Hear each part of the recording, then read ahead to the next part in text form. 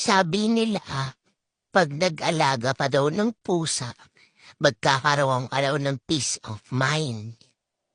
Oh, ngayon, nag-alaga ako ng pusa. Isipin nyo, 3:00 ng madaling araw, tulog na kami. Bigla ka ba namang ambahan sa mukha? Oh, kung hindi ka aambahan, kakalmutin ka, kagat-kagatin ka niya.